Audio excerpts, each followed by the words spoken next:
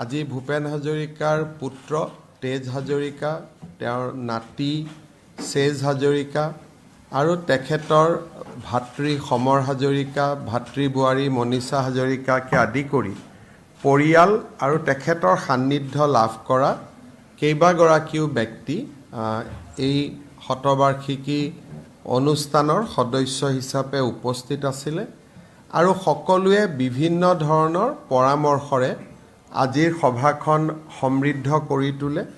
চৰকাৰে যি ধৰণে কাৰ্যসূচীসমূহ ভাবিছিল তাৰ লগত কেইবাটাও অতিৰিক্ত সংযোজনৰ পৰামৰ্শও আগবঢ়োৱা হৈছে। আমি গোটেই পৰামৰ্শসমূহ আকৌ এবাৰ চালি জাৰি চাম আৰু তেখেতসকলৰ পৰামৰ্শসমূহো সন্নিবিষ্ট কৰি আমি আগবাঢ়িবলৈ প্ৰচেষ্টা কৰিম।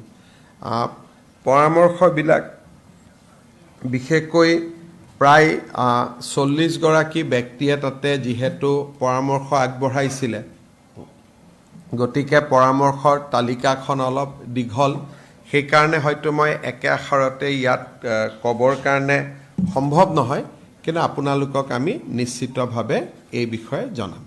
বিভিন্ন জীৱনীখন অনুৰাধা শৰ্মা পূজাৰীয়ে লিখি উলিয়াইছে।